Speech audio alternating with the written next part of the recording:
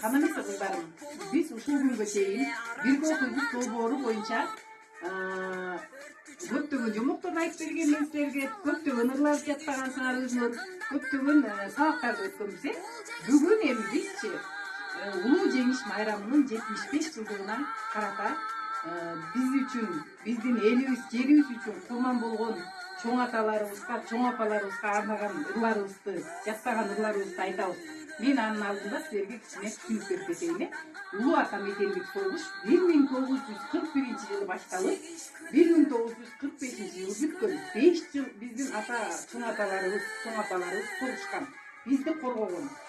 Алар 45 жылы жеңип, ошон үчүн улуу жеңиш деп аталган.